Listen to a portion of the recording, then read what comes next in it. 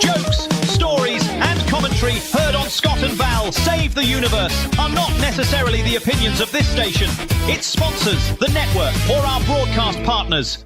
Now, a brief safety announcement.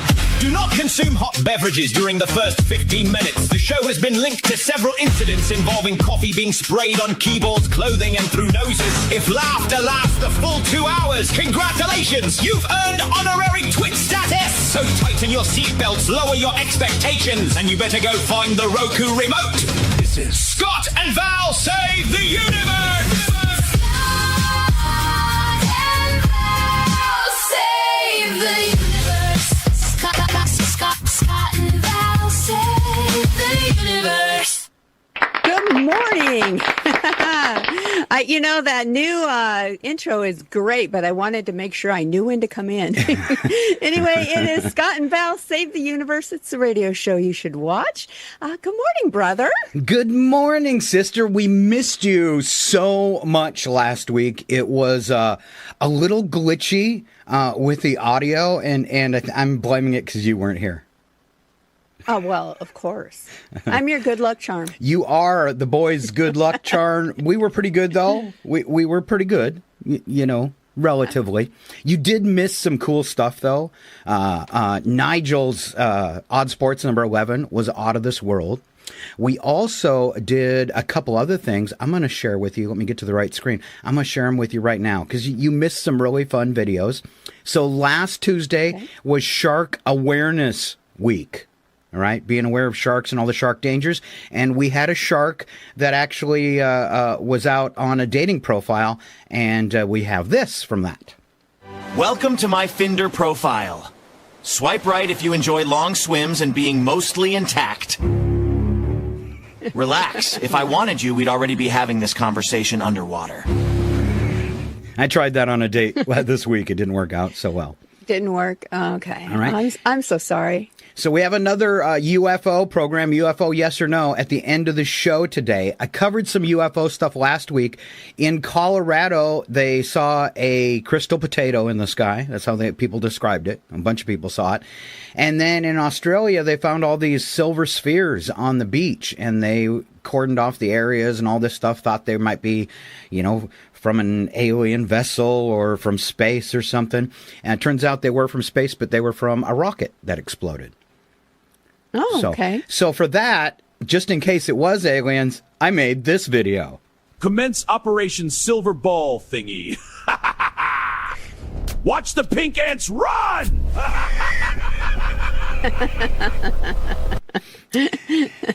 The pink ants. The Let pink 'em ants. run. And then this was a short I made. So I put The Last Man on Earth, Vincent Price's original version of I Am Legend, up on our Facebook page, entire movie for people to watch. And then I went out and I put teasers for that around the internet on TikTok and stuff like that, trying to drive people to our Facebook page. And this is the show you should watch, but you're going to get the audio from the movie as well, which is pretty darn good. But this, I want to know what you think about it. This is the short I made from that. Okay. Ancient shorts from the past on RFN. You heard that all communications are ended outside the continental limits? Yes, I heard. That leaves it in our laps. So we keep trying. Streets are swarming with truckloads of bodies that they're throwing into that god-awful pit. You don't believe some of the dead have come back? And why are they burning the bodies? Because it's the best known way to control the contagion, to keep the germ from spreading.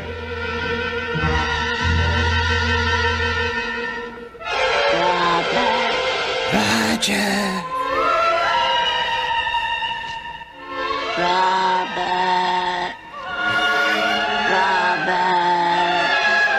Look at his face.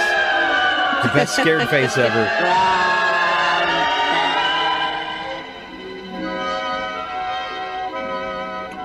He was kind of the king of that, wasn't he? That, he was. Like, super scared face. Yeah. I also have House on Haunted Hill is also on our YouTube channel. All right, little promo there. All right, so let's get into that real quick, and then we'll get into the fun stuff. So it's the radio show you should watch. Plenty of sight gags today to go with our radio bits. If you wish to comment, please visit on our Rogue Frequency Network page on Facebook, because we are not talented enough to watch all. We added a new place this week, which is exciting too. All 7 places we broadcast to. So we just watch our Rogue Frequency Network Facebook page. All one word, easy to find on Facebook.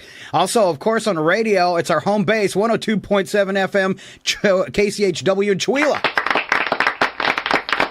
Going back to Chewelah. It's where it all began. Yes, where it all began. And we are, me and Val have been broadcasting on KCHW for 10 years now, doing the morning show. Of course, I used to do them all the time. Val just did Tuesdays, but we didn't want to give it up when I quit. So we did this. Now, online, live video today on your Roku TV via the Kick app or the YouTube app. Just put either of those apps on your Roku TV, then search Rogue Frequency Network. Boom, you're watching us on the big screen. And our videos on the big screen. All right. Of course, we're on Facebook this morning, and I think I said Twitch under RFN as well. Let's see, on KCHW's Twitch, Facebook, and YouTube pages as well. We're everywhere. Easy to find us. Segments today from our cast. And I was just going to say, you got to be careful though. You want to look for the Kick app.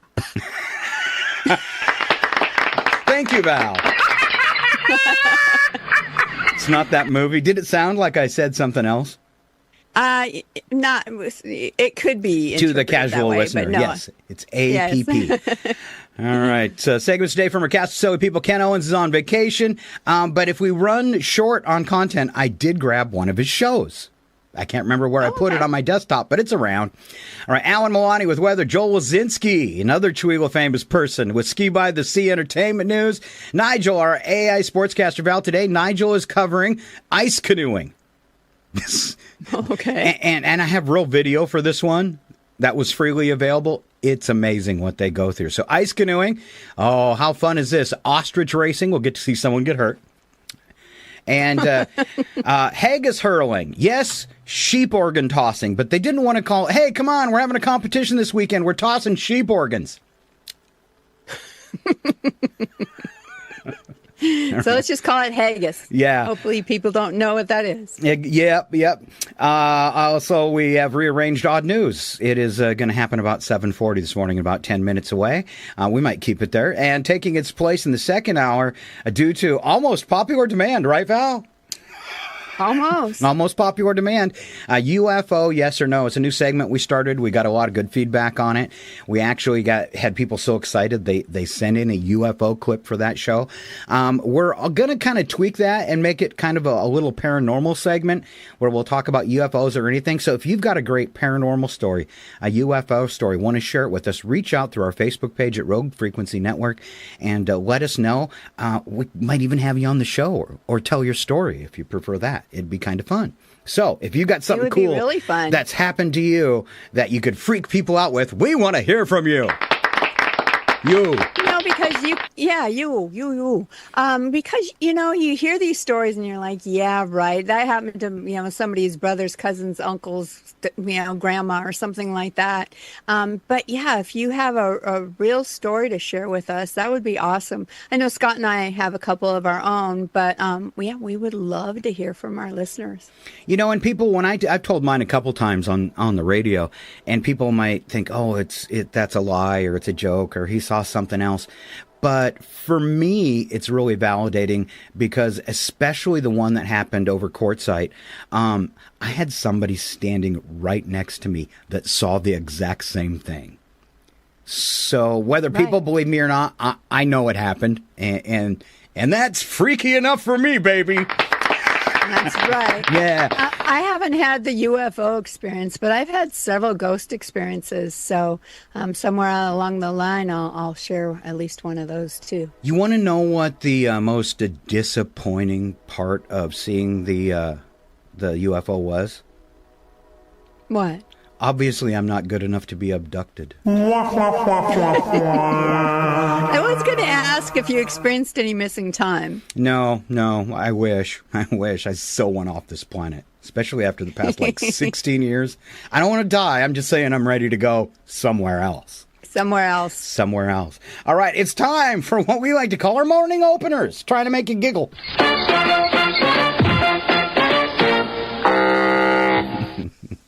All right, I think I'm starting this morning. Hey, my superpower used to be ruining my kids' lives by telling them to empty the dishwasher in between their schedule of doing nothing and nothing. That's a lot. That's a lot of nothing. And nothing, Val, is so important because I'm doing it right now. You know, you told me recently that you're trying to simplify your life. Everything. That's right. All right. But it doesn't work when you delete half your passwords. I didn't know any of them anyway. Hey, Val. Hey. Okay. Hey. Yeah, Hey, study found that if you're feeling down, you can improve your mood by sniffing the armpit of a happy person. Okay. I find this scientifically fascinating. True stuff. Oh, boy. Right now, I'm betting you wish you had more friends right now. Yeah, I am. You took the thought right out of my mind. All right. Who's the happiest person you know? I mean, whose armpit would you be sniffing? I think, people aren't happy all the time. So I think the secret to that would be catching someone when they're happy and say, hey, could you lift your arm for a minute? There's something I'd like to do to you. You always make it creepy. I do. It's just another reason for us and this.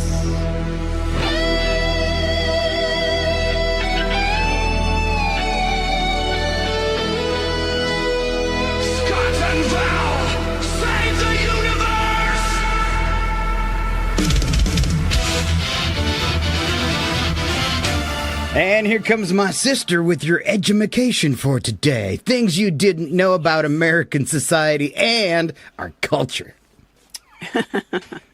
All right, here's number one. Each American now produces about 4.9 pounds of trash daily, totaling over 1.6 billion pounds of trash per day. So gross. 61% of Americans believe in ghosts. We just mentioned that. 16% believe in witches. 23% believe in reincarnation. Exactly why we're doing the No Show. Yes. This is the kind of numbers we need. We do. I'm surprised it's that high in the reincarnation field. Yeah. I like it, though. Yeah, I believe in it. So. 23%. I would, a lot of people have had those, premonitions, deja vu, that kind of stuff. I've never experienced that, so I'm not, real sure on the reincarnation thing, but anything's possible. And since we know squat, it very well could be. Could be. Could be. All right. 6% of Americans believe the Apollo 11 moon landing was faked. 6%. I'm surprised that's not just a little bit higher. Yeah. Average height for American men, 5'9". Average height for American women, 5'3.5" to 5.4". I am quite average then. That's always been my height. I'm shrinking as I get older, but that was, yeah. You know what that means for me, Val? You're below average? I'm a woman.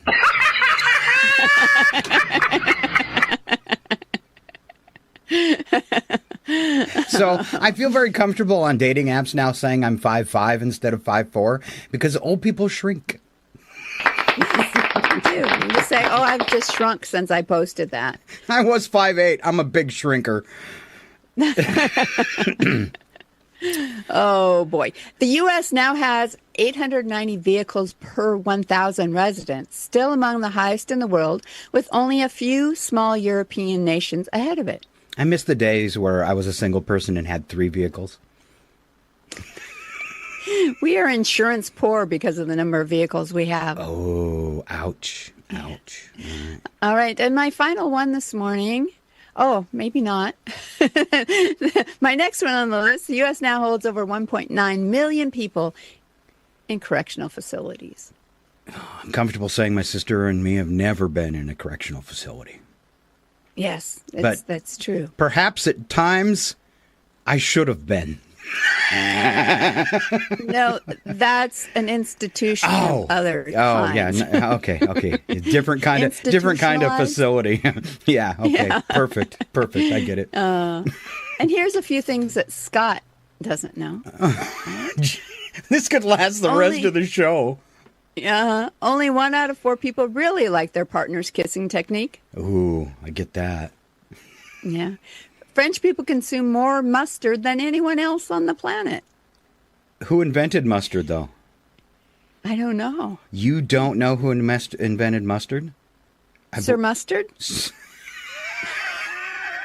No, it wasn't Sir Mustard. It was us. Oh, okay. Well, at least so when a few years ago we had a problem with France. They wouldn't help us in one of our wars we shouldn't be making. And people were boycotting French's mustard. Well, French's mustard is actually made in the United States, but that's how dumb people are.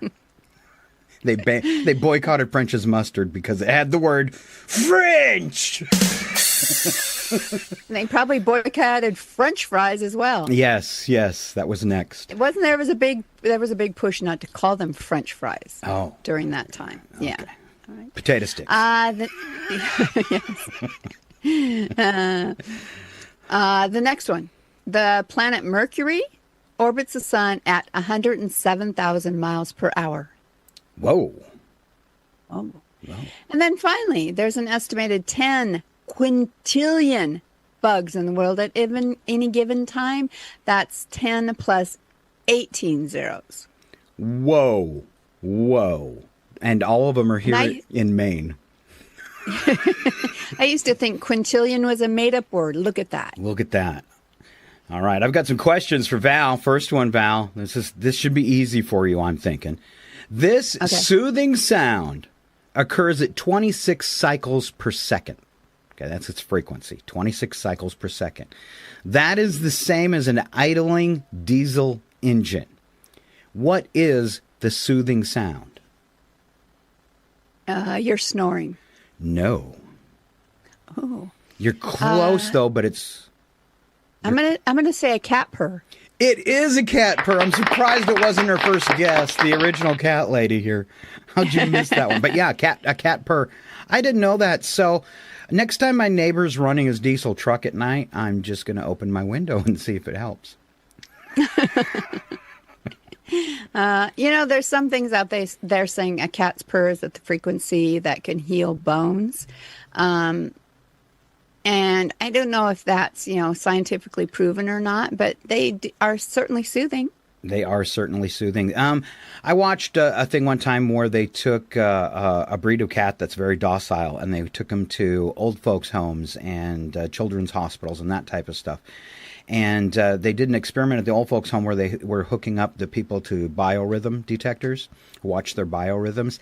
And everybody that had a cat in their lap, their biorhythms went to rest state, like very happy and very content. Very happy. And they say, and these cats are big purrs too, was part of the thing. I know there's been experimentation with like Alzheimer's patients or people, that are in the later stages of dementia. And they've used like stuffed cats that had a purring mechanism. And even that worked because, they weren't cognitively aware that it wasn't a real cat. And they found that very soothing for them as well. All right. One more real quick, and then we're off to odd news. So we might have to come back and catch up a couple things just for your information, Val. This one's called Do You Take the Money? And so I'm going to make you an offer. $10 million right now in your hand. Okay, $10 million. Okay. But there's a catch. All right. All right. A snail is chasing you for the rest of your life. If it touches you, you will die the world's most horrific death. The snail cannot be killed. It knows your location at all times, and its only purpose in its life is to find you. Are you going to take the $10 million? No. No, I'm not. And why wouldn't you? Okay. It's just too dangerous? Yeah, it's like I don't want to have this $10 million, but I really can't enjoy it because I spend the whole time running from a zombie snail. Unless you could find yourself, maybe you buy yourself a, yacht out on the ocean that, you hope snails can't swim. I don't know. I don't think I want the money. Did you see that log off the side of the boat? Is that a snail on it?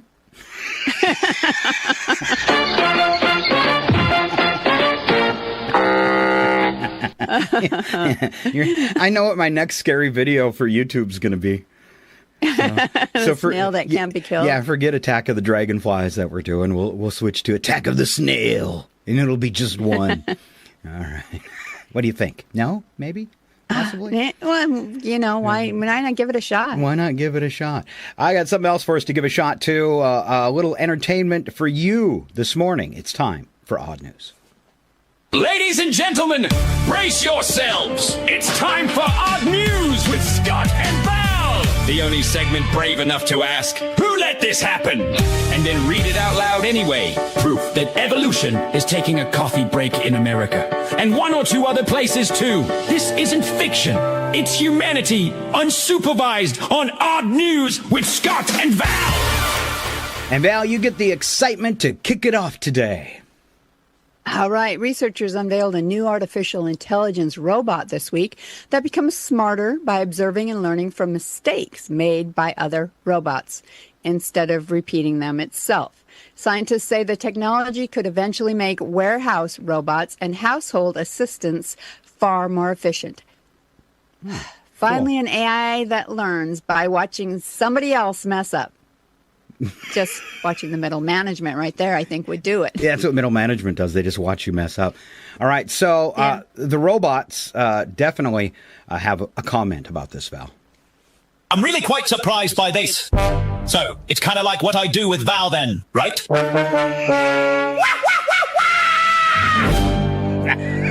Nigel. That's exactly what he does with you, Val. Oh, it's creepy. I keep telling him. Creepy, Nigel. He's always following you around. All right. He is. Oh. Let's take a trip to Yellowstone with some fun video. Huh? Yeah? Okay, we were just there, so I'm willing to go back. Bet you might be in one of them. Yellowstone National Park officials are once again reminding visitors that bison are wild animals, not oversized photo props. Latest lesson, you've probably seen this one on TV. The 83-year-old bearded South Carolina man approached a bison near the Village Lake area of the park to get a closer look. Witnesses say the animal suddenly charged, launching the man several feet into the air before just walking away. Park rangers' emergency crews responded quickly. Visitor suffered minor injuries, was treated at the scene before being transferred to a hospital for evaluation. He was 83, but I guess he got up and looked pretty spry. Yellowstone officials say this is another reminder the bison may appear calm, but they can sprint at nearly 35 miles an hour. Wow. That's fast. They become aggressive when people get too close. Visitors are required to stay at least 25 yards away from bison, elk, and other large wildlife. Apparently, the bison misunderstood take a hike and thought it said, take a flight.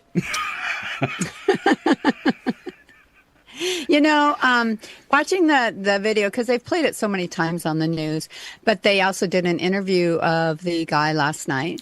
And it was, what was interesting is that he really didn't, they were walking along like a sidewalk, saw the buffalo laying on the ground, just stopped to take a picture.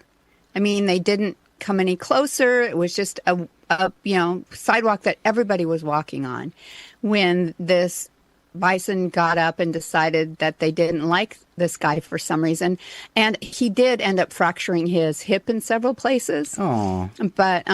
But yeah, it was. So it wasn't doing anything necessarily wrong. He should have, but probably too close. This wasn't provoked. Yeah, but probably too close. Even if you're on a trail and you're in that 25 yards, you're probably not safe. So. Right, just back away slowly. Well, I didn't want to air the same video, and I'm going to switch to full screen for this one, the people to watch. I didn't want to air the same video that everybody's airing, so I just did a collage of people that have been attacked in Yellowstone for being dumb. Okay? Oh, okay. Please, you there, big fella.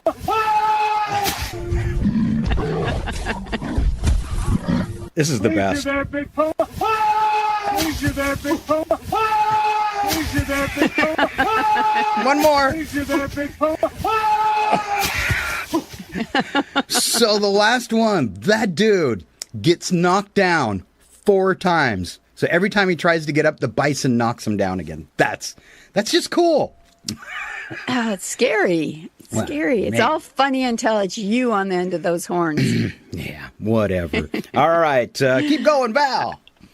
All right, our next story. Police in Warsaw, Poland say they were searching for a shoplifting suspect who had fled through a large shopping mall when they noticed something unusual in one of the clothing store windows. Standing perfectly still among the mannequins was a man attempting to blend into the display. Investigators say the suspect froze in place for several minutes, apparently hoping officers would simply walk past. Shoppers did exactly that, mostly. The man was arrested without incident after officers asked the mannequin to step out of the window display. He almost got away until someone noticed the mannequin was sweating profusely. All right, Val, I want you to watch the video closely, and then when it's over, explain to me what you think his big mistake was, okay? Okay. All right, here we go. All right.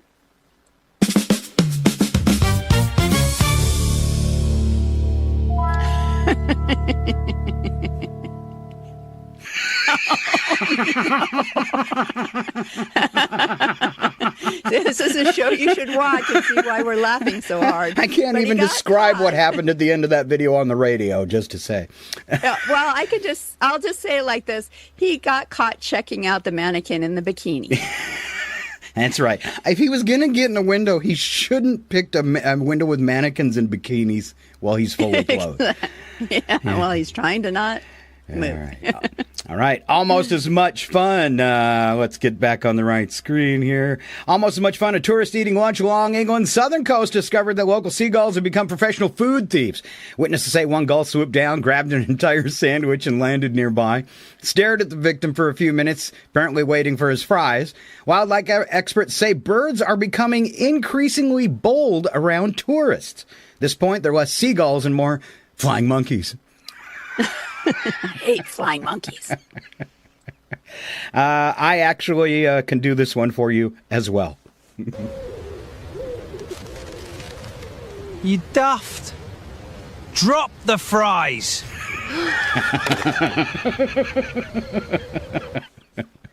Not only are they getting more comfortable, they're actually threatening tourists now. Yeah. And that one spoke, and it looked real, which was also very scary. All right. We've had bison, a seagull, and here comes a 4-story sweep of animal mayhem, proving they are getting smarter. Mm-hmm. Residents in a Massachusetts neighborhood couldn't stop laughing after a mail carrier unknowingly picked up an unusual escort. Nearly 40 wild turkeys slowly followed the postal truck from street to street to street before finally wandering away. Officials say no one knows exactly why. Even the mailman couldn't believe he'd been promoted to Thanksgiving parade marshal. Oh, nice. How about a goat? Customers at a grocery store in Wales were surprised this week when a wandering goat calmly walked through the automatic doors and began inspecting the produce section. Employees gently escorted the hungry visitor back outside before it sampled anything too expensive. It'd just be kind of scary to know that a goat was eating that lettuce before you picked it up. All right. Yeah. Store managers say, though, it wasn't the strangest customer they've seen. Val shopped there.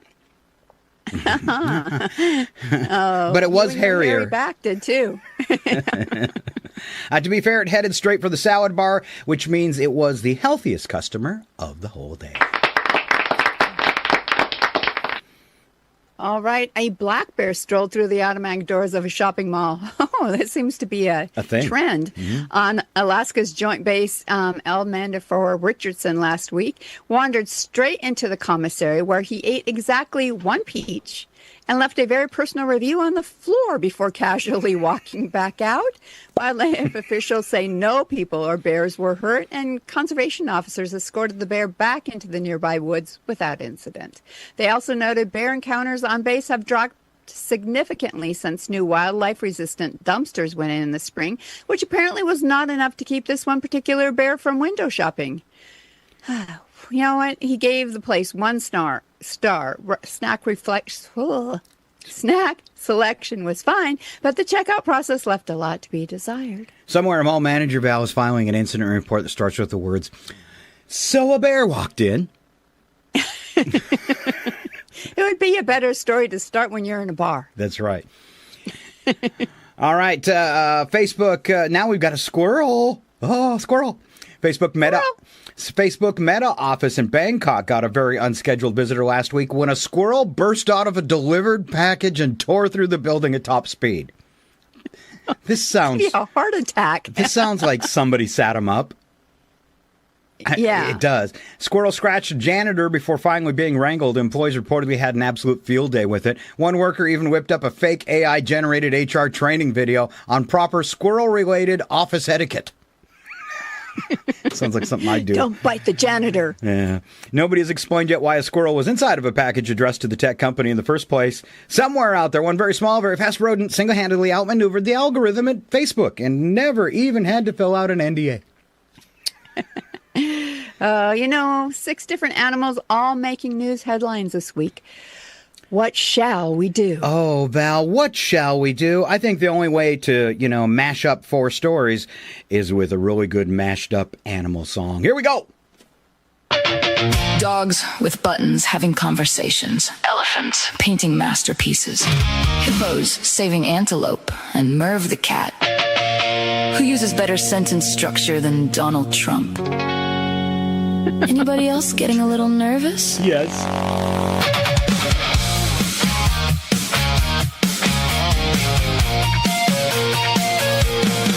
I used to laugh at squirrels. Look at him hiding a nut. Turns out they're at Meta's office. He popped out of a cardboard box, started running Mach 3, bit a janitor, evaded capture handily. LinkedIn says he's now the VP. The dolphins know, the ravens know, the crows are definitely keeping score. We thought we built civilization, turns out they know way more. Animals are getting smarter, they're done pretending they're cute. The goats are shopping, the bears are dining, the turkeys formed a neighborhood coup. Animals are getting smarter, we're sliding down the chart. Today's it's peaches, tomorrow they're running Walmart. Mailman's cruising, doing his route, didn't notice 40 turkeys started following him around. House after house, street after street, that's not a flock, it's turkey gridlock. Bear walks into the commissary, eats one peach, leaves something, made people screech. That wasn't a crime, just posting on Yelp, 5 stars, and I would totally use this bathroom again. Animals are getting smarter, they're tired of eating grass. Soon raccoons There's will those giraffes. find houses and possums will teach a class. Turns out, goldfish remember stuff. Dogs understand words. Octopus escape prisons. Crows hold grudges. Meanwhile, Kevin from accounting just saw another squirrel.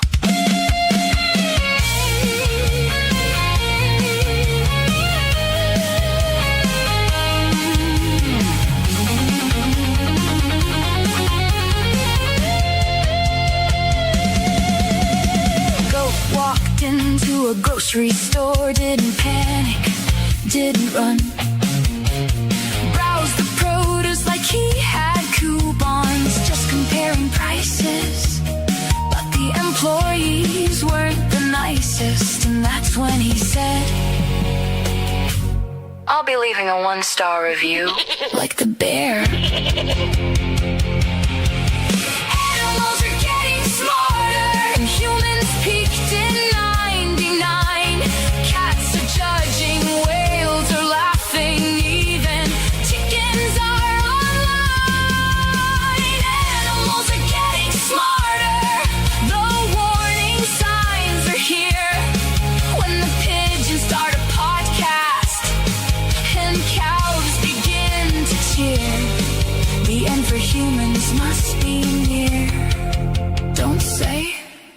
didn't warn you. Seriously. Go home, pet your dog, apologize. He already knows what you did. There you go. When Animals Attack with Scott and Val in the morning. Wow. Wow. I love it. You know, we have a raven that has taken up residence in our shed. And I keep telling Brad, you have to be really careful about how you try to extricate him because they hold grudges generation after generation. Oh, yeah. He could just Research keep has messing. proven this. He could keep messing with your house because you're the mean people. Ooh, that's not good at all. No. All right, Val, you get today's. We're not done. That was just a musical interlude. You get today's kicker story, and it's a good one. All right, a Pompano Beach, Florida woman in her mid-70s opened her mail expecting a routine registration renewal and instead found a brand new license plate with a letter number combination that reads a little suggestively, let's say, if you say it out loud. She says she was stunned it ever passed inspection at the state level. Her retirement community, however, immediately took a side. And word has it, the informal neighborhood vote currently sits at 16-1 in favor of her keeping it exactly as it is. She's reportedly still deciding whether to request a swap, which Florida offers for free if a plate is deemed inappropriate. In the meantime, she's the most talked about driver at her complex. You know, nothing says retirement community drama like an entire clubhouse debating a license plate. Harder than they've ever debated Ron DeSantis' shoe choices. And they probably have debated those shoe choices. At this point, replacing that plate would almost feel like letting the whole neighborhood down. And I think so. Yeah. This is another reason why it's the show you should watch. And I figured since this is a risque license plate, we needed something that fit. Stay with the video. It'll reveal the license plate at the end. Okay. Don't turn away.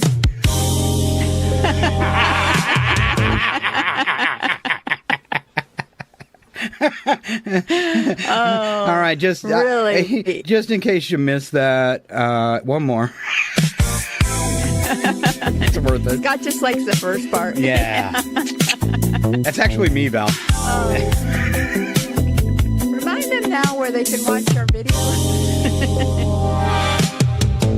And that's your odd news for Tuesday. Let's see. SQZ A55 with the orange in the middle, Florida license plate. You can figure out the rest this morning.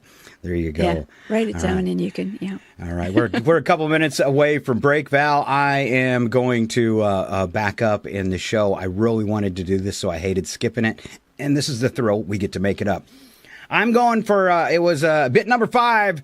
You get to be president for 24 hours. So now, these are questions for you, Val. If you were president for the United States for just 24 hours and no one could stop you, I want you to think of the most unhinged executive order you'd pass. Okay? Just the most unhinged. Okay. And I'm going to do what a few people said for the internet. And if you come up with more than one, write them down. And if you come up with a good one, at home, write them down. When we come back for break, we'll check the video comments and see what you thought. So if you want to be president for 24 hours, what would you do? First person said, pants must be set on fire when politicians lie. Oh, have a fire extinguisher handy, I'm saying. I was saying the other day, I think they all need to be hooked up to lie detector machines, like when they do like the like Todd Blanche the other day. Just hook him up to a lie detector and see what he's actually telling you that's true. Yes, I love it. And then we could change the whole thing. It could be like, liar, liar, there's another politician on fire. This person says I would change the faces of money to dinosaurs. Okay. But if Trump gets his way... It's better than the dinosaur who wants his face on money. Yeah, we're already getting that, buddy. I would deal with overly bright, poorly aimed headlights, one person said.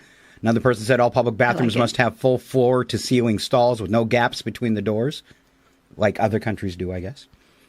Yeah, other countries do that. Other person said, my first executive order is that no TV commercials or programs have ringing doorbells. It must bother them. And then this person apparently doesn't watch much radio or TV. It says, and no radio commercials that have car horns or sirens in them. It's actually illegal, even though it happens once in a while. It is, it is against FCC policy for a radio station to put a siren or a car horn in a commercial because it is distracting for the drivers. And you don't have to worry when you listen to KCH. They might think it's real. Yeah. You don't have to worry when you listen to KCHW, though, because we don't use music and sound effects under our thank you announcements. So, all right. Politicians and their families will be required to get health coverage through the ACA marketplace, just like everybody else, but at the highest deductible available. Oh, yes. Yes. Yeah. This person says, I would force school-age children of politicians to go through public school in their district. No private schools. I like that. I like that, too. Maybe they would... I think... Go ahead. I think that their salary, this would be one of mine, I think a politician's salary should be based on the median income of the people in their district. That's good. Yeah.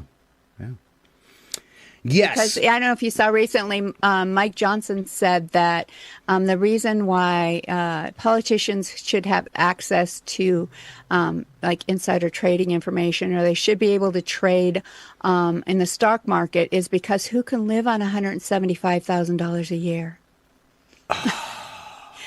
Evidently, you're really out of touch. 95% of Americans. Huh? How about that? Exactly. Yeah. Oh, what a moron. Yeah. They say the dumbest things. We should, like they used to do that show, Kids Say the Dumbest Thing. Is politicians say the dumbest things. Say the dumbest things, yes. All right. We're going to say some more dumb things. And if you stay right here, you'll get to hear them. But for now, we've got to go to break so we can thank some sponsors for our radio affiliates and let Alan Milani in because he's up next with weather right here on Scott and Val Save the Universe. Scott and Val Save the Universe will be right back. They're probably heating up a chocolate teapot. I hate this job. It's total bollocks, isn't it? Their mum must have been real knackered after raising these two wibble-wielding squiffies.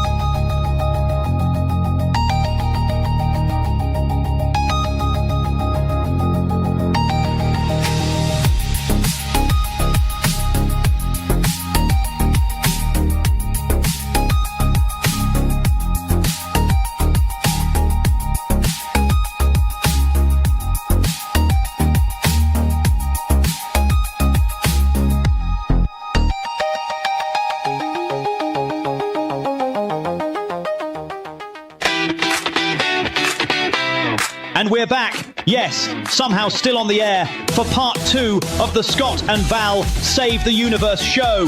The only programme brave enough to tackle cosmic chaos, armed with opinions, questionable logic, and absolutely no official clearance. If the universe is saved today, it'll be by accident. Strap in, lower your expectations. Let's carry on.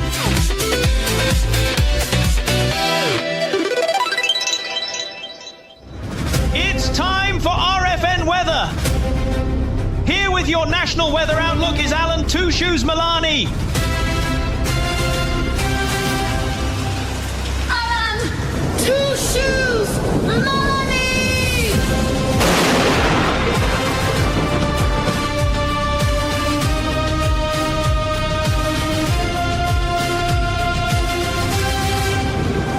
An intro as epic as the man. It's Alan Milani. Good morning, Alan.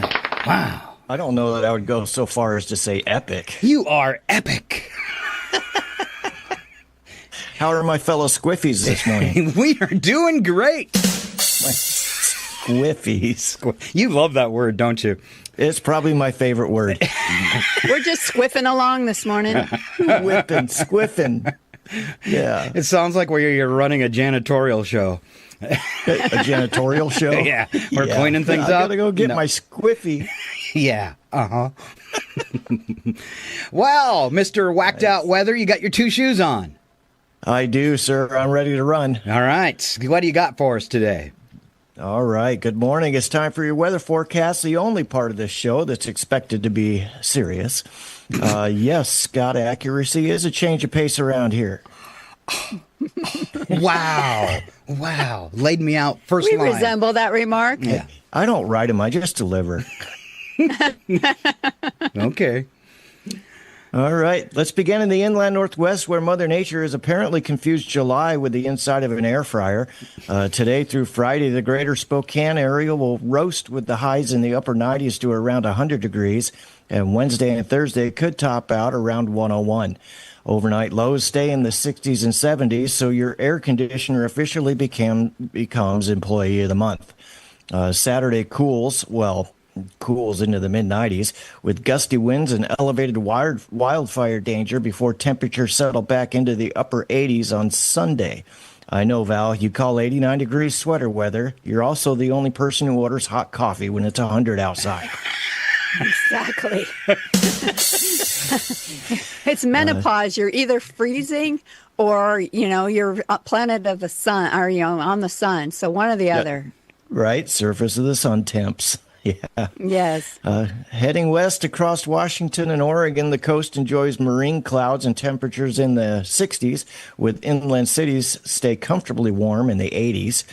No, Scott, that's not because Seattle has better weather. It's because they purchased the premium cloud package. We don't have money for that. I don't. Yet another thing we cannot afford. So moving into California, coastal communities stay pleasant while inland valleys bake in triple-digit heat. The deserts remain, deserts. Honestly, for flip-flop sticks to the sidewalk, you've arrived. Across the southwest, monsoon moisture continues bringing afternoon thunderstorms to Arizona, New Mexico, southern Utah, and Colorado. You'll experience sunshine, lightning, heavy rain, and a rainbow, sometimes before lunch. Flash flooding remains possible around burn scars and canyons. And no, Val, that's not what they meant by free car wash. Northern Rockies and Plains stay hot with scattered thunderstorms capable of gusty winds and hail, so secure your lawn furniture, secure your trampolines, and if your neighbor's inflatable flamingo flies past your house, congratulations, it's now yours. Across the Midwest, heat and humidity continue building through midweek before strong thunderstorms develop. Damaging winds, heavy rain, and isolated tornadoes are possible. And no, Scott, standing outside yelling, "I ain't afraid of no tornado," is still not considered emergency preparedness. I ain't afraid of no tornado. Like that? I can see that happening. Mm-hmm. I actually kind of the done Northeast gets another classic summer week. Heat, humidity, thunderstorms, and repeat. Some cities could flirt with 100 degrees before storms cool things down later in the week. Val says that's why she never complains about Spokane, but give her another day over 100 and she'll remember. Val never forgets. Never forgets. Across the southeast, it's another steamy week with heat indices climbing well over 100 degrees. Afternoon thunderstorms remain common in Florida through the Carolinas, while forecasters continue watching a tropical disturbance in the Gulf that could bring heavy rain later this week. Now, before we leave Earth, how are you two holding up? Because according to my calculations, by Thursday, the studio thermostat's going to become the most controversial topic you've discussed all year. Yeah, you guys are baking. You guys are going to fight over it? Clever ways to figure out how to stay cool. Now, I'm lucky because here in Maine, today, I'm going to rub it in for everybody that's over 100. 76 is our high temperature with sunshine. That's about perfect. It is. It really is. Maine has some. It's been for like a couple weeks. It's just been, actually all summer, we've had perfect summer weather. Nice. Loser. Losers. All right. Nice. Take us. Let's just. You'll know what I want. Gentlemen, beam me aboard. This week's vacation destination is Titan. It's one of Saturn's largest moons. The current conditions are a refreshing minus 290 degrees. Thick orange methane haze, very little sunshine, and a 100% chance of regretting packing shorts. Methane lakes remain calm today, making for excellent sightseeing if you don't mind not actually seeing anything. Local officials continue reminding tourists, please don't cannonball into the hydrocarbon lakes. No, Scott, marshmallows still won't roast out there. And Val, before you ask, no, they don't have pumpkin spice methane. You know what sound a methane lake makes, Alan Maloney? I do. I try to replicate it frequently.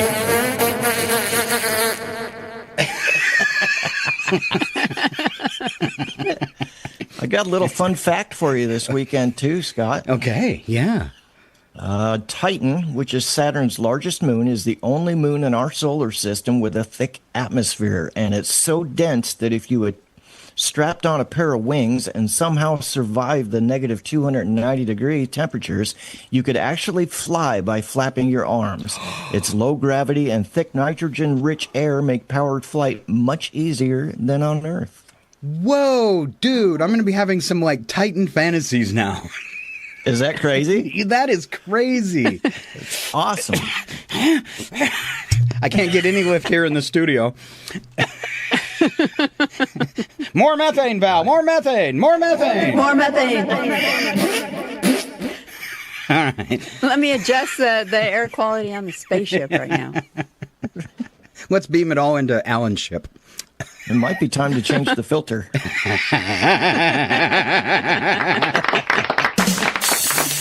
All right. There's no filtering that out.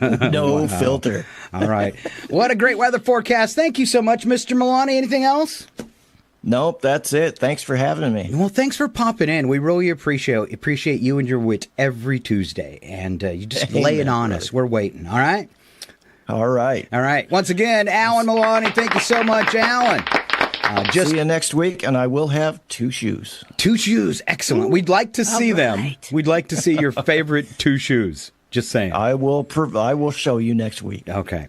All right. We are just minutes away from Mr. Joel Wilczynski and Ski by the Sea Entertainment News. And to get us there, we've got a couple things just for you. First up, I've got celebrity birthdays. And hopefully my sister Val is staying caught up with me. And Val, can you give us today's celebrity birthdays? Sure.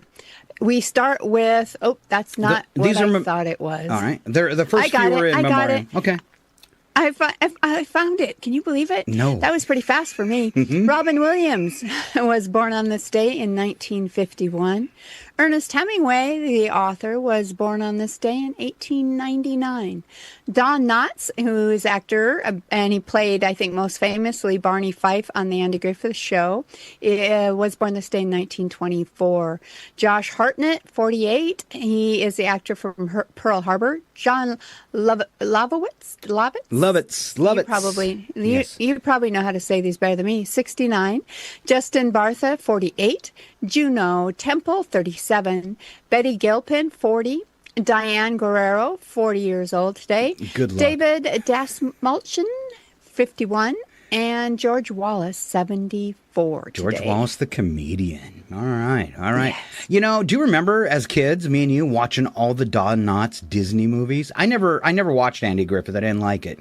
But the Don Knotts movies, he had all the comedy westerns, and I remember we watched them as kids. I don't know if I ever caught any of those. All right, special observances for today. It's Belgium National Day, Guam Liberation Day, Black Women's Equal Pay Day, very, very important. National Be Someone Day. Val? I'm going to be someone today. I think I'll be Angelina Jolie. Wow, that's impressive. Okay. Good luck with that. Yeah, I think so. All right. It's also legal drinking age day, and I don't know why anybody's, want to celebrate that, but it is. Goofy and fun holidays today. National Junk Food Day. This one's going to be just right in line with our UFO Yes or No program at the end of today's show. Invite an alien to live with you day. Now, do you think they mean live with them? You think they mean a space alien, or maybe somebody from Mexico or another foreign country? The sci-fi nerd in me wants it to be a space alien. I don't care what kind of alien it is, as long as it's a girl. Are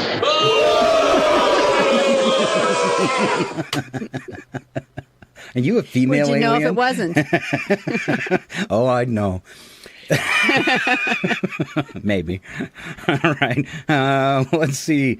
What else we got? National Lamington Day. I had to look this one up. It's a delicious... this delicious food holiday celebrates Australia's most famous culinary icon, the Aussie Lamington. Today we're encouraging people to try Lamington while spreading the word about this tasty cake. Did you have any when you were in Australia? Not that I knew it was called a Lamington, I guess. It's kind of a white cake with some flour on the outside, or powdered sugar. Yeah, I think I remember seeing them. They have their, famously, their pie stores. I mean, everybody loves their pie, but it's not a pie like we would call it. It's a meat pie. And so, but in the meat pie shops, they had some actual, more dessertish stuff. And I think I remember seeing one, but I didn't remember it was called a Lamington. All right. Let's see. I'm going to skip that one. No pet store puppies day to encourage people to adopt. National Craft Your Local Shelters Day, so crafting things for your local pet shelters.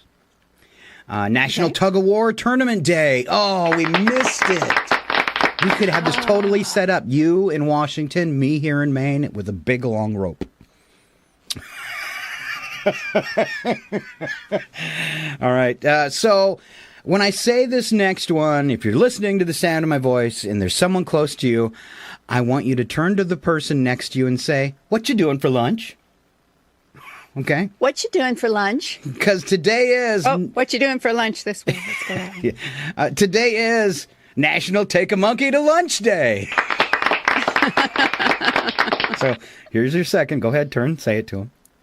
Okay. Do you want to go to lunch with me today, Scott? That's a yes. All right. It happened today. We call it history, and I'll give it to my sister because, well, she's older than me.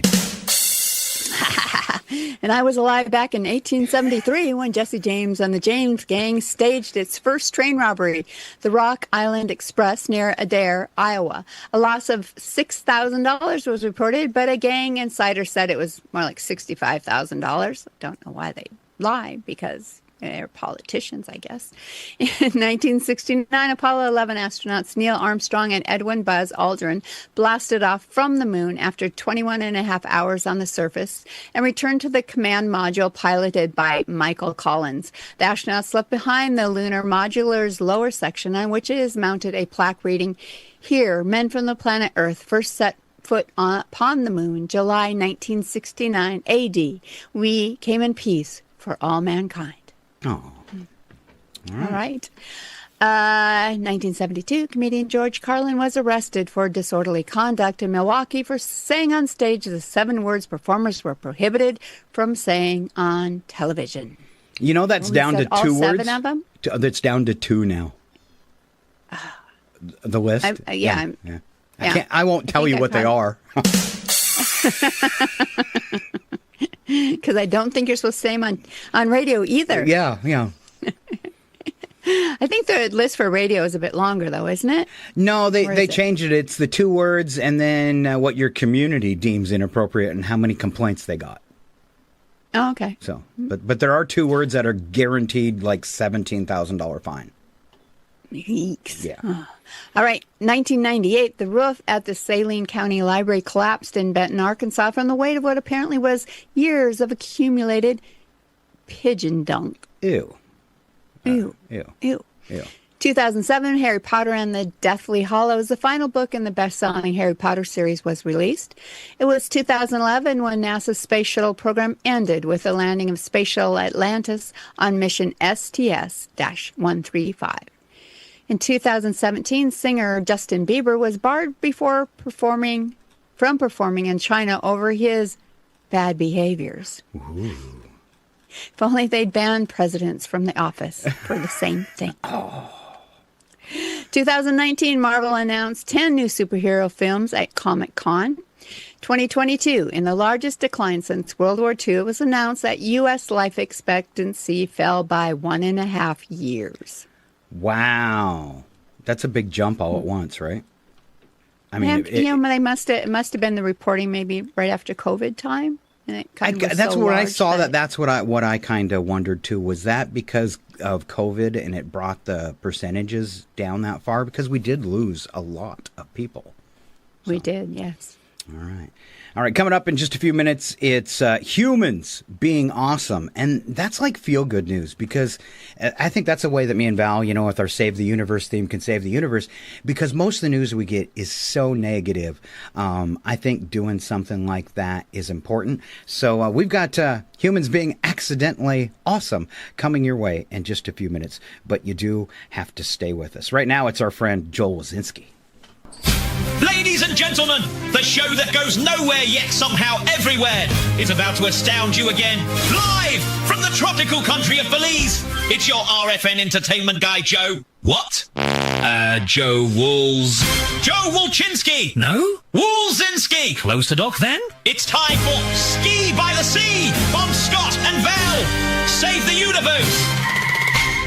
All right, welcome, Joel Wazinski. Nobody travels further to be on this show than Mr. Wazinski, live from the country of Belize. Welcome, Joe. Yeah, I know. I've got to go from my beach, and I've got to walk, 50 steps back into this room. And it's just like, oh, my gosh, really? It's misery. It's misery. I know. Huh? Wow. Hey, just exhausted. Yeah, as a matter of fact, that's it for today, guys. I'll see you later. Bye. Bye. Hey, so, the football, soccer, whatever you want to call it and things like that. I did watch the finals here in Belize, and it made me realize that there's these people that are famous, but there's also, there's a variety of famous people, because, you saw who was at the halftime show that we had. And I started thinking about the different famous, there's kind of famous. There's almost famous. There's sort of famous. And then there's famous. And then, of course, Scott, there's truly famous like we are, which is, that's the top tier and things like that. But then I started thinking about all the people that were famous after they died. Ooh. So you can't begrudge anybody being famous when they're alive. Because when they're dead, I don't think they get to enjoy it as much. So I don't know. Probably not. So I'm going to have to switch glasses here because, I can't see with my sunglasses on. Oh, hey, you guys are there. Okay.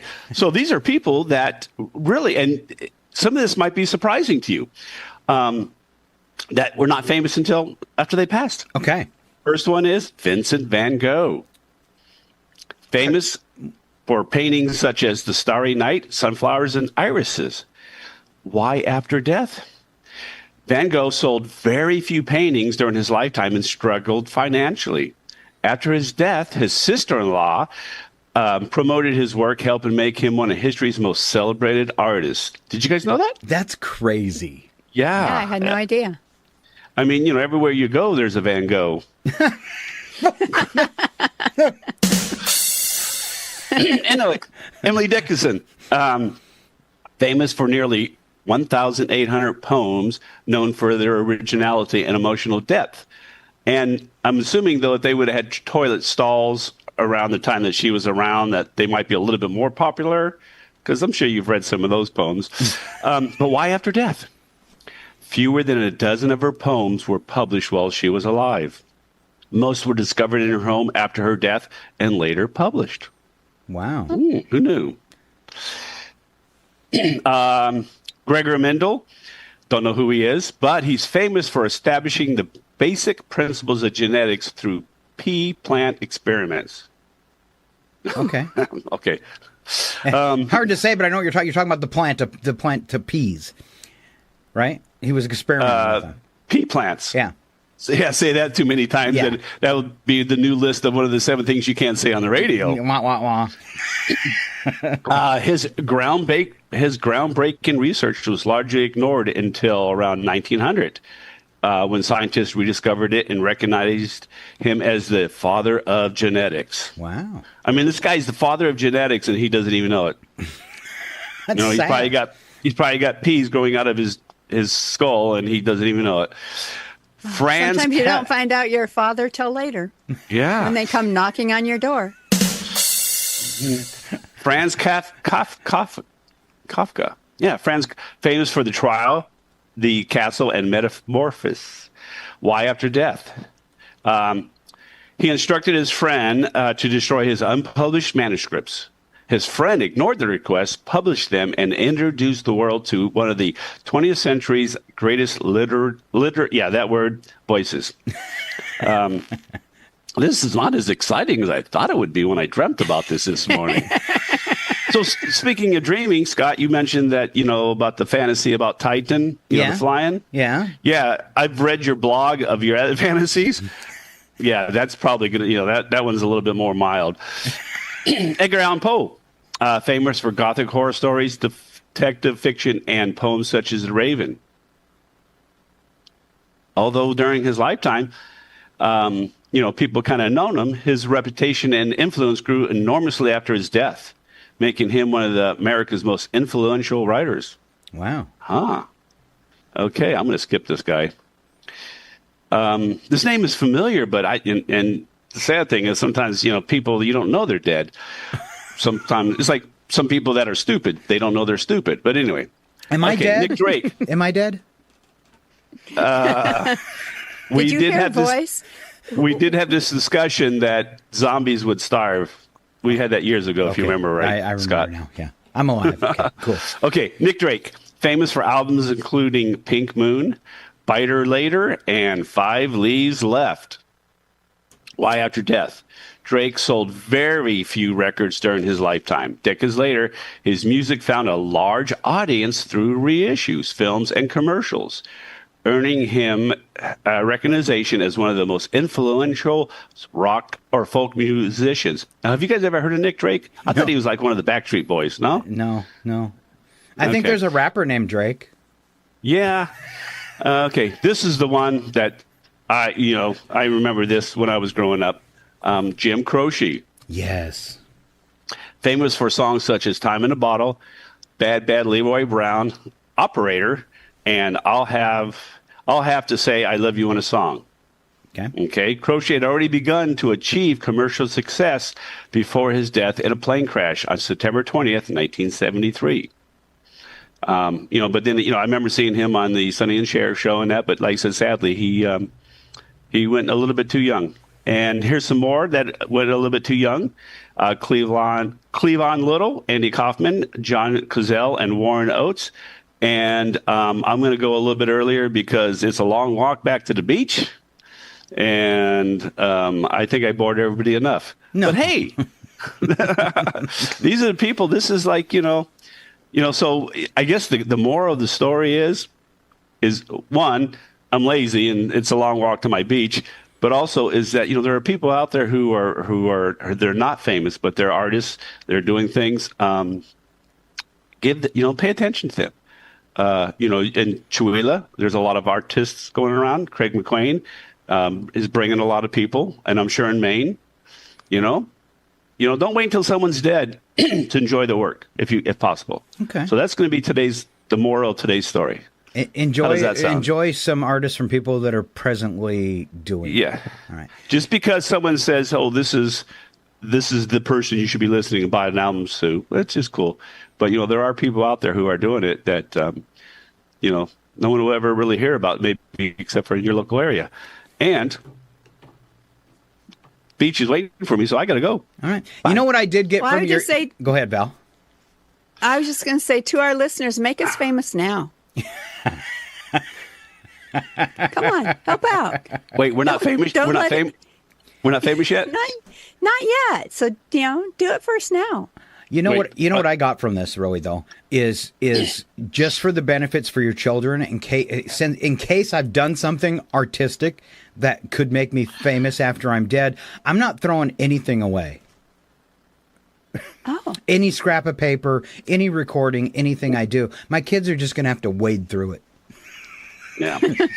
But okay, so here's what I'm going to do. I'm going to take one for the team, Val, for us. Okay. Okay. I gotta go. There you go. Heading off to the beach, live from Belize, the one and only Joe Wilczynski. Thank you so much for being here, Joe. All right. He's always got something crazy. And me and Val moving on to our next segment. Set back, believe it or not. It's this week's Humans Accidentally Being Awesome. We're saving the universe with Scott and Val.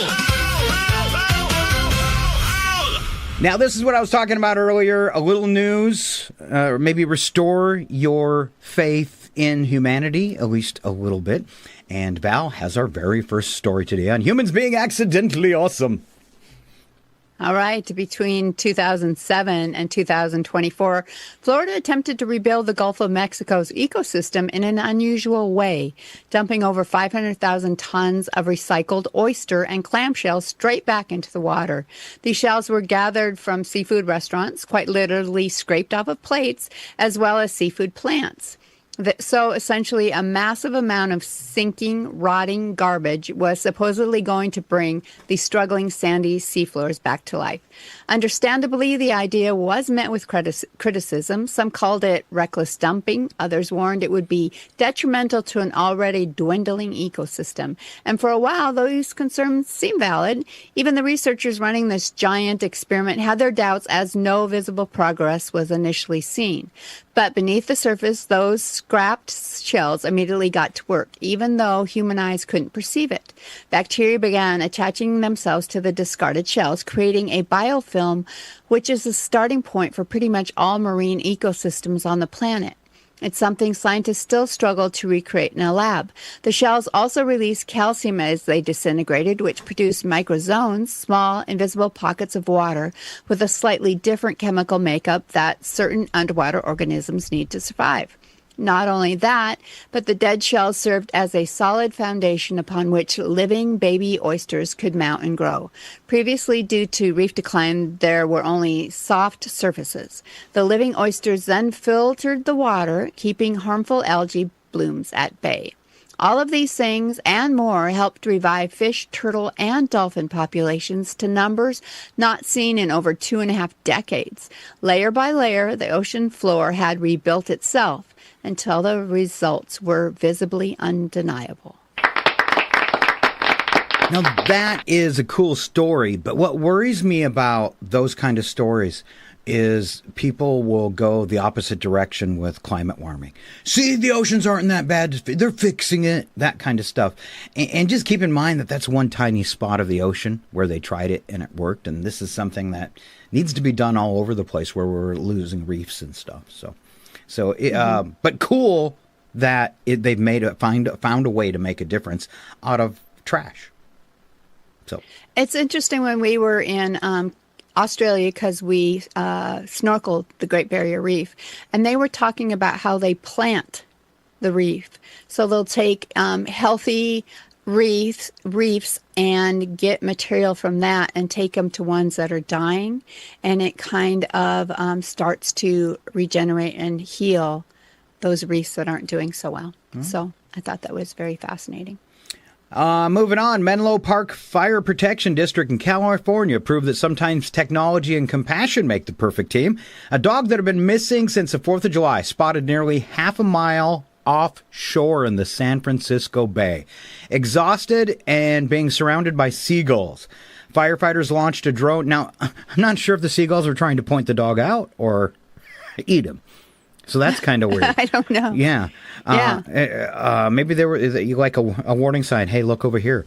The dog had been missing since the 4th of July, exhausted, surrounded by seagulls. Firefighters launched a drone to locate the dog, then piloted a rescue boat straight to the struggling pup. After wrapping the shivering dog in a warm jacket, they reunited it with the local SPCA, which tracked down the owner. The owner had already spent weeks searching shelters and had nearly given up hope. Turns out man's best friend just needed a flying robot, a boat, a firefighter who apparently refused to lose at hide and seek.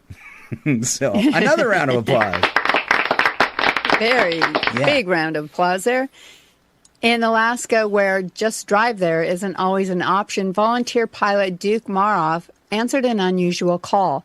2 orphaned harbor seal pups needed emergency medical treatment, but they were stranded in remote locations with no road access.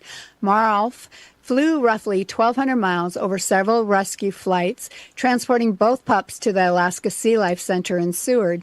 One seal was only a day old and had likely been injured in fishing gear. The other was severely dehydrated and malnourished. Most people rack up airline miles for a vacation, but Duke uses his to save baby seals. That's a much better frequent flyer program, isn't it? Yes, it is. All right. Good job, Duke. After serving together for 7 years, including a deployment to Iraq, by the way, this story made me cry. Aww. After serving together for 7 years, including a deployment to Iraq, retired military working dog Boss and his former Army handler, Rebecca Anderson, were separated when her military service ended. This month, the American Humane Society coordinated an international trip spanning 3 flights and more than 5,400 miles to reunite the pair in Missouri. Better yet, the organization also committed to paying for Boss's veterinary care for the rest of his life for his service. Oh, my gosh. Yes, that does make you tear up. If you've ever wondered whether dogs remember the people they love, Boss answered that question before Rebecca even got both feet out of her car. So it's making me tear up again. That's so sad. I mean, sad. I mean, happy. It's happy sad. That's the wrong word. Yeah. And closing, if this were the only news we ever heard, we would probably be a lot happier. Yeah. That's right. You'd have to sniff our armpits. Did it made you tear up too a little bit? I can see it in your eyes. Oh, yeah, it did. Yeah. Look at him, fellas. You crying, boy? You crying, boy? Maybe we'll go back down to McDonald's and get you a Lamburger and some French fries. How about a wine again? This is horrible. It's good tears, really. Really? All right. We cried on the radio. It's so awesome.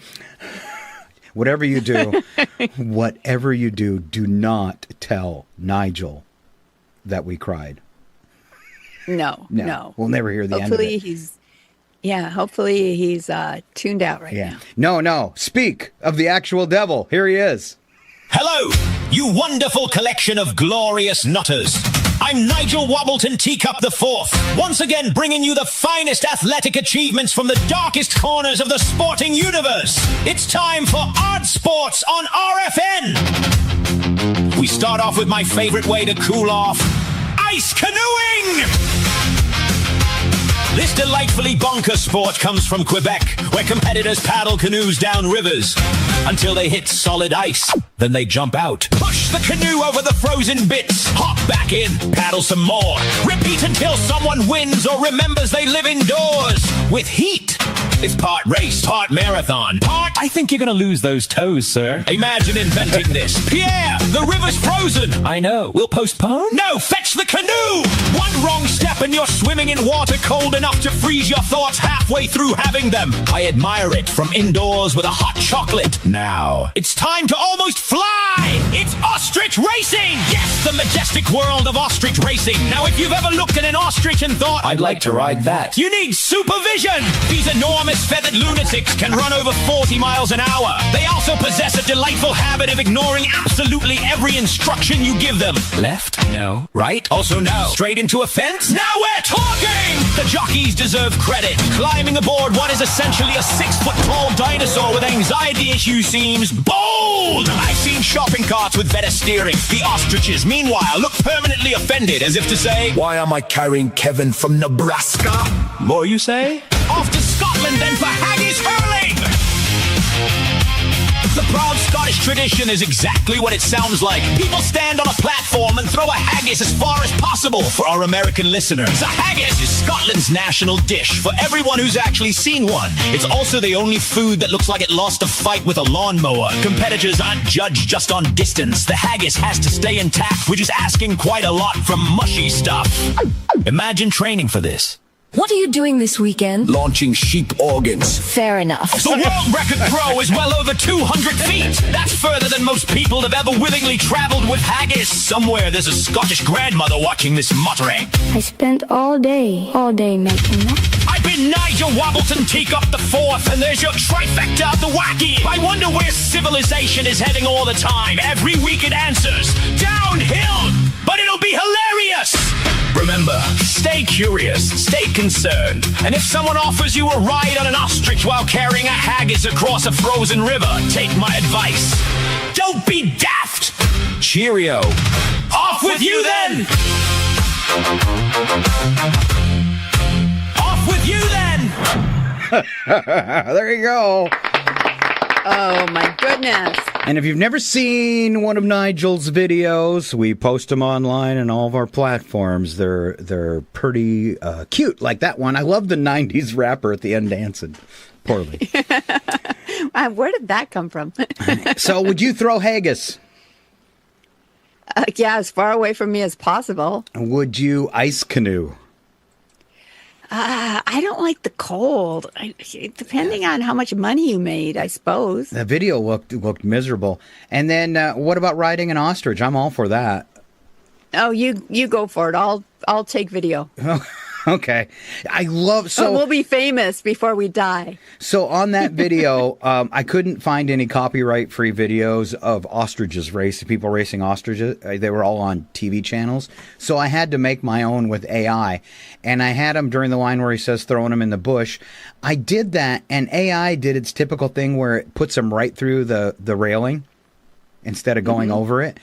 And so I was like, oh, no, I can't use that. But the ostrich goes right over the railing and then slows down and dumps him in a bush. And then the bush throws him about 15 feet up in the air. And his body's all limp like he's dead. And he slams onto the racetrack. And I was like, that's cool. I'm leaving that video in. Thank you. Almost as good as a bison tossing someone in the air, huh? Yeah. It's why I worked that one in the song, too, because it's like he got hit 4 times by the same bison. That's crazy. And we were talking about animals getting smarter. It's obviously pretty smart because every time he tries to get up, the bison pushed him back down. Stay down already, dude. Yeah. All right, Val, this is for you. It's the closest guess. So don't look at these. Don't look at them. Don't read them. Okay. Poke yourself in the eyes. Go blind. Because the answers are contained within these. So I want to know. These are just some fun ones. What percentage of the food thrown away by Americans never gets opened? Oh. Percentage? So like you throw away a whole package of cheese, something that you've never even opened. Yeah. Oh, goodness. 20%? Wow, that's. Do you think that would be? I mean, that seems incredible that we throw 20% of what we buy away when we talking to food. It's actually 15, which I thought was huge. But you guessed 20, huh? You think we're that wasteful? You know, I just think of like when you buy this pre-made package of lettuce, which nobody wants to eat right now. But anyway, you buy it and you throw it in the fridge thinking you're going to have it, and then you get it out and it's already slimy. And I just know how wasteful we are. So, yeah. All right. I never throw anything away. It's too expensive buying food for me right now. So I never throw anything away. My problem has been, and maybe it's Alzheimer's because it's just been over the past couple months, I keep cooking stuff and then leaving it out. Or leaving the things I needed to cook out, and then I come walking back in the kitchen 3 hours later, like the other day, and go, oh, I guess I'm going to need a new giant jar of Miracle Whip because it's been on the counter for 4 hours. You know, that kind of stuff. Do you think Miracle Whip goes fast? I'd throw it back in the fridge. It's Miracle Whip. I've done that before, and I've done that with my Chick-fil-A, like nugget sauce and stuff like that when I left it out too long. But it was like the bottom of the jar. It was already, and I'm not kidding you, that jar of mayo was probably already a year old. Oh. So it was. That does make a difference. Yeah. But you think of like condiments like ketchup and mustard. Restaurants leave them out on the table, all day. So. Ketchup's got too much acid in it to spoil. I don't know about mustard. Yeah. It's pretty acidic too, from the taste of it. Yeah. All right, Val, per square inch, the average telephone has how many bacteria on it? Per square inch? I mean... So just like your phone, pick a square inch on the face of your phone. How many bacteria? Like a square inch. I'm going to go with 50,000. You're close. 25,000 bacteria in a square inch on your phone. So never, ever, whatever you're thinking, and whoever asks you to do it, just say no when it comes to licking your phone. Yes. Yeah. Don't answer it with your tongue. Yeah. Even though it works. Just because you think it's only your bacteria on it. Yeah. Did you like that? Just because it works to answer your phone with your tongue doesn't mean you should do it. It means you've tried. Yeah, like when I hung up on you yesterday, that was my cheekbone. All right. What percentage of people say they've experienced, not believe in, because we know that's 61% from earlier today. What percentage of people say they've experienced a ghost? Oh, I'm going to go with 20%. You're pretty close. 13% of us say we have experienced a ghost. Yeah. Okay. Right. And I know we've talked about your, alien experiences. Have you ever experienced a ghost? Yes, and that's another story for another episode because it's quite long. Okay. I lived in a haunted building.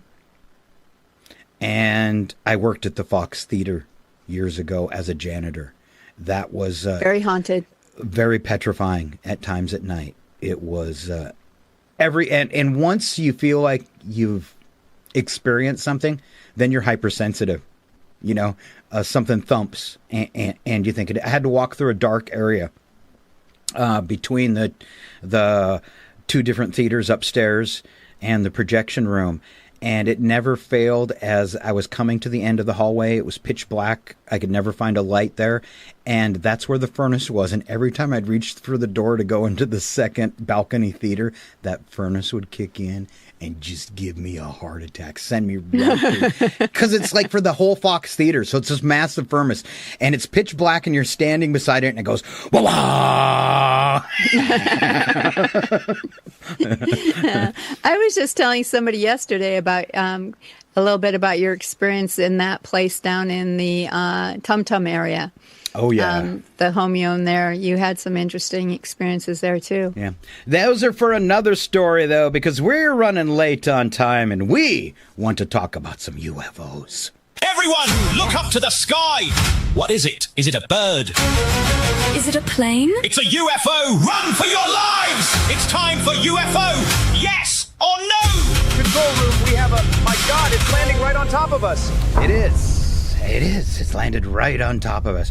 All right, UFO, yes or no. Today we have 4 stories, and luckily we've got more video to go along with these stories as well. Now, there's one on our Facebook page from a couple weeks ago we did where we actually had a listener contact us and send us their UFO video. It was very cool and definitely very strange. These are some ones we picked up at other places. Val is going to start off with a high strangeness case file number 001 for RFN. All right. After this one, our stories have documentation behind them, whether multiple sources, multiple witnesses, all of that. But this one is kind of, is something that might not have that evidence, but was still strange and fun. So in 2019, a U.S. Customs and Border Protection aircraft flying over the Gulf of Mexico reportedly encountered a mysterious dark object unlike any conventional aircraft. The object was described as cube-shaped or box-like and appeared to maneuver in ways that puzzled the crew. It reportedly passed close enough to trigger concern before disappearing from view. The incident later became public through investigative reporting and was cited by journalists covering military UAP encounters. The Gulf incident gained additional attention because it involved trained government air crews operating sophisticated surveillance equipment rather than casual eyewitnesses. Although no official explanation has been released, investigators have suggested possibilities ranging from advanced drones to sensor anomalies, while others argue the object's reported performance deserves further study. All right. The next one we have is the USS Omaha, and this incident is called the Swarm. It happened over the Pacific Ocean in 2019, and this is another military story. So when you get them like this, and they involve the military, it adds some creepy credence to it, I think, and legitimacy. One of the most fascinating Navy encounters occurred in 2019 when the USS Omaha recorded multiple unidentified objects surrounding the ship off the coast of California. Night vision footage released years later shows glowing objects moving near the vessel before one appears to descend directly into the ocean without any visible splash or explosion. The event became especially intriguing because Navy personnel reportedly tracked numerous unknown contacts simultaneously over several nights. Despite extensive searches afterwards, officials found no wreckage above or below the water or evidence of a conventional craft entering the water. The incident is considered one of the better documented military UAP cases from the last decade. And we do have video on this one. And this one, I believe, is taking place, if I have it right, let's just go ahead and start it. This one is taking place. Omaha, pick me kid, Rockville Pro. This is on the bridge of the ship, and you're going to see in the picture, he's doing it on his cell phone, but it's on the bridge of the Omaha, and he's just filming the screen. You can clearly see the dark blob because it's a heat signature of the UFO just a little bit above the ocean, really close off the side of the ship. Yeah, I mean, you can tell from the video that they're tracking it. It's got, the X marks through it where they've got it centered in the middle of that. Mark bearing range. Tracking it precisely. So when you hear them say splash right there, they're not meaning that it hit the water. They're just saying it went into the water, and they said splash, splash, mark bearing. Freaky. Right. What I find interesting about so many of the water sightings that they've had about them entering the water, they will see them entering the water and then exiting, where it's apparent that they must have been going at least 200 miles an hour through the water. And for that alone to happen is like, nothing that's ever been seen. So, without evidently, crashing upon impact and then coming out the other side, and pretty wild. It makes you wonder how they could do that because of the friction and stuff. And there's lots of theories whether they have technology.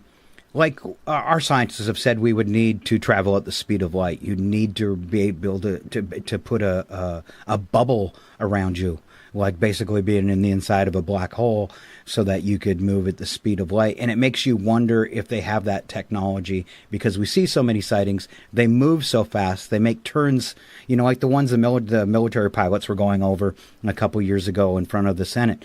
Their maneuvering is so fast it would shatter a human body. So there's got to be something going on there.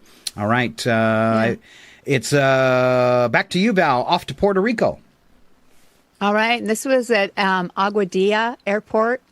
in Puerto Rico in 2013. Shortly after taking off from Rafael Hernandez Airport in Aguadilla, Puerto Rico, a U.S. Customs aircraft captured infrared footage of an unidentified object flying at low altitude over the airport before continuing across land and out over the ocean. The object appeared to maintain high speed while showing no obvious wings or exhaust plume. Researchers have spent years analyzing the thermal video. Some claim it demonstrates extraordinary flight characteristics, including the apparent ability to split into two objects before entering the water. Skeptics argue the footage may instead show a more ordinary object combined with optical effects from the infrared camera. Regardless of interpretation, it remains one of the most analyzed UAP videos ever released. So I have a video of this one, too. I'll go ahead and get the camera switched and roll it over. This one has no audio, so don't be afraid to talk over it. I know it was kind of hard on the last one. So this is, again, from Puerto Rico. Now, if you're watching online with us, you can see that I'm guessing this is from some kind of aircraft. It's obviously military with all the numbers and gauges on it. But it's scanning around looking for it, and in just a couple seconds, it's going to lock onto it.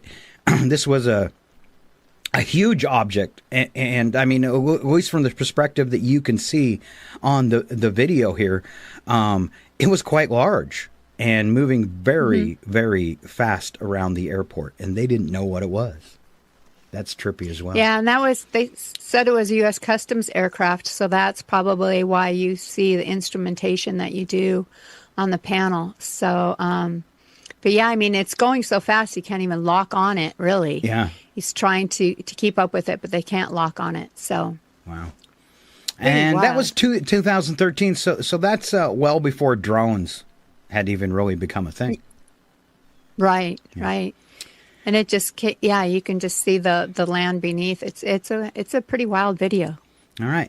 Our last story is called the Falcon Lake Incident, and this one is very interesting. Val found this. It goes back to May 20th, 1967, one of the oldest documented cases out of Manitoba, Canada, and Canada's most famous, I don't want to call it abduction, but encounter story. Stefan McCulloch, an amateur geologist, was prospecting near Falcon Lake when he claimed two glowing cigar-shaped craft descended nearby. According to his account, one landed on a rocky outcrop while the other hovered overhead before departing. Curious, McCulloch approached the landed object and reported hearing mechanical sounds and smelling sulfur. When he touched its smooth exterior, it was hot enough to burn his glove. And then seconds later, the craft allegedly rotated, revealing a grid-like vent that blasted him with hot air or some kind of gas before it took off. McCulloch later developed burns across his chest in a distinctive grid pattern matching the vent's layout. Royal Canadian Mounted Police and multiple government agencies investigated this case, but never reached a definitive conclusion. To this day, Falcon Lake remains Canada's best documented and most debated close encounter report. Evidence gathered included the medical records documenting the unusual burns, burned clothing examined by investigators.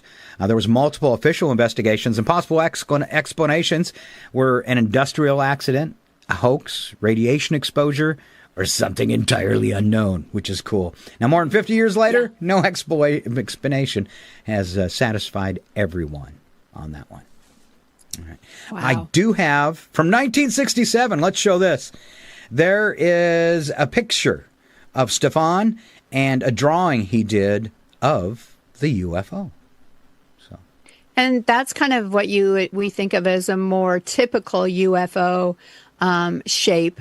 You know, the ones that you see depicted on, you know, all of the merchandise and everything that they do around graves and stuff. So that's more of that, you know, typical shape. Even though the story quotes him as saying it was cigar-shaped, that's kind of cigar-shaped, but it is also a saucer-shaped cigar, too, with a top. So, right. Yeah. Yeah, it is, at least from his picture, from, you know, this old photo, it definitely looks more saucer-shaped. But almost like every UFO you've ever seen from the 60s? Right, yeah. So if they advance that much, are we dealing with different alien races, right? Yeah. I think it was curious that they were saying they're cigar-shaped, because that is one of the most common UFO shapes that we have, or the military calling them pill-shaped, that kind of stuff. Right. Tic Tacs. Tic Tacs. It's kind of Tic Tacs, yeah. Well, we talked some UFO. Should we play a UFO song? Well, I think we should. Okay. All right. So we're going to wrap up the show for today. Val. Yes. I got some closing stuff here. Maybe you can help me out a little bit. Yeah, right there. Yeah, I can. Sure. If you missed any part of the radio show you should watch, it will be available shortly after the broadcast today. Plus, you can catch up on past shows, segments, cutouts, shorts on Instagram, Facebook, and TikTok. Full shows on Facebook, Kick, our new app, and Twitch, and audio-only versions on all podcast networks. Wherever you visit, please subscribe or follow and say hi. That really helps our algorithm and gets our little show out there a little bit more. Also, now that we have a bunch of shows, we're streaming content 24 hours a day at roguefrequencynetwork.com, Kick, and Twitch as well. And last week we were kicked off YouTube, but if you notice today, if you're one of our YouTube watchers, we're back. So it was a mistake on their part, and I had to appeal it, and it took a while. But I won, which is, you never do that. And Good job winning. Yeah, and you're dealing with a computer. There's no humans that look at your appeal or anything like that. It's all done by computers. So I was fighting with a computer, and I won. Right. And you won. Well, and it's kind of, a lot of the stuff that we have on our platforms is stuff that I've just lost the word because it was in my brain a minute ago, but it's public domain now. Yeah. And so the computer algorithms and all of that are judging us often don't make that connection that this is now, public domain when that didn't used to be. So. Yep.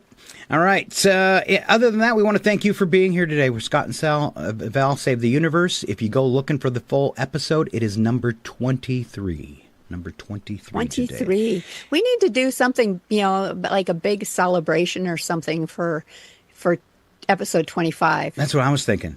No? Yeah. Yeah. Because half of us can't even count that high. I know it. Maybe some sort of giveaway again or something. Ooh, I like that. Yeah, Definitely. I think so. All right. So big shout out to everybody listening. Thank you again. Thanks to, we just started up on the Kick app, and we've also already got a bunch of followers. So if you were listening today on Kick, thank you very much. Kick is a new app. You can watch it on your computer. You can download it on your phone. You can put it on your Roku TV. Several ways to watch our show. If you want to watch us on the big screen when we're live, you can do Kick YouTube, or Twitch on Roku is called Stitch instead of Twitch. It's kind of a clunky app, but all those apps, if you put them on one of them on your Roku TV and then you search Rogue Frequency Network, all one word, you will end up and be able to watch us on your big screen. Who knows why you would want to do that, but some of our videos are pretty cool. Oh, just because we're so beautiful. Oh, well, at least one of us.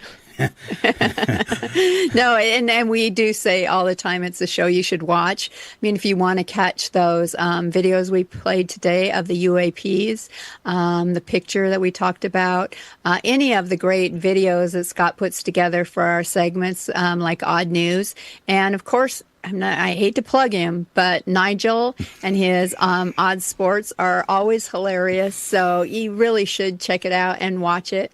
All right. And we'll get Nigel and Alan's weather, in case you missed them, up here after the show. Takes a while for the full copy to upload and process as well. And we are going to leave you today with a song I did for some sci-fi stuff last week. I called this Disclosure Day, the song, and there's some cool video in it.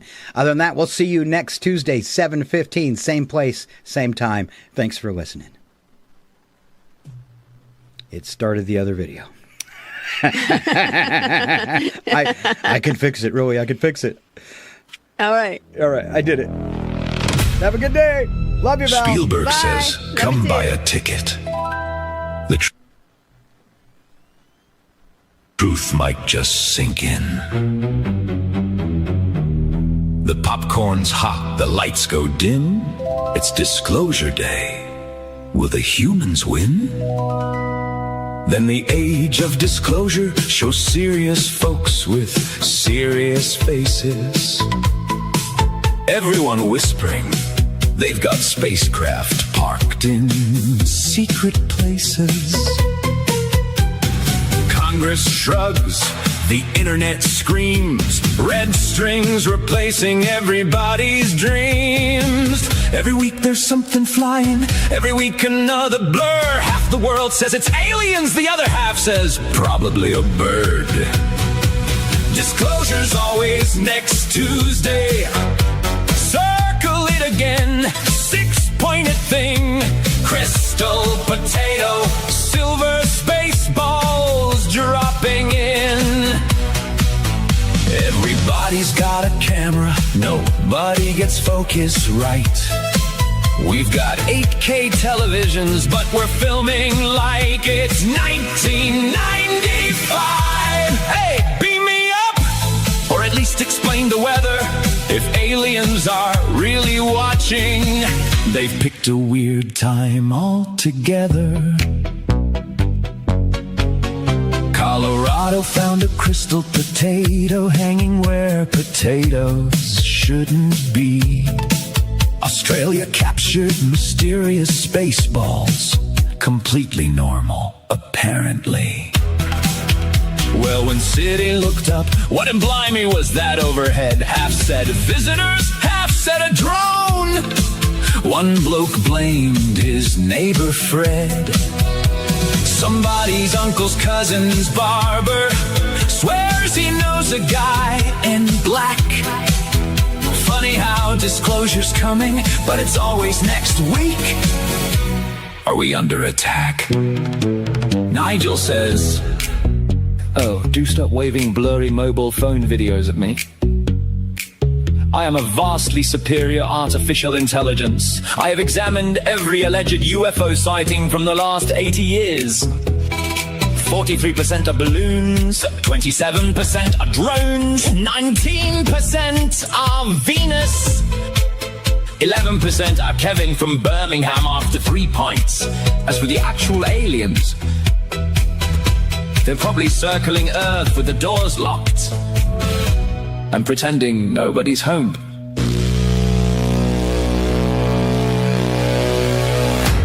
Disclosure's always next Tuesday. Same old story, different spin. Every week another witness. Every week this time we're letting them in.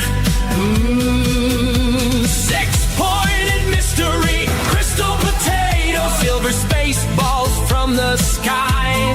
Meanwhile, somebody spots Bigfoot driving past in a UFO. Why? Scott says, "I saw them over at Chihuahua. This isn't a game. I saw them 3 times, and they were never the same. Never the same." Nigel says, "If they are observing humanity, they're only here for the calamity."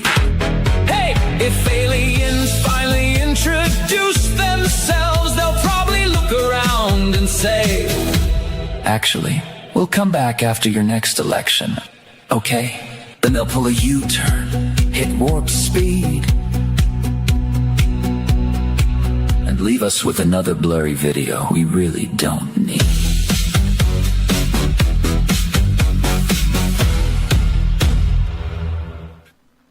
Step back, everything will be okay. 2 new heroes to face the day. Now throw all your fears away. And they're both in tights array. Scott and Val, here to save the universe. It's not a bad joke, or even a curse.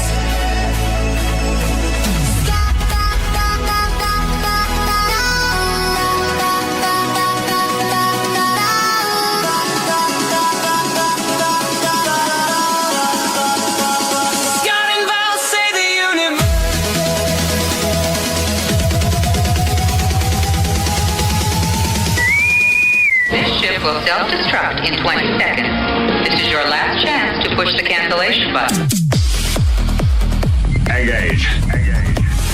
Don't forget, catch Scott and Val here every Tuesday morning at 7:20.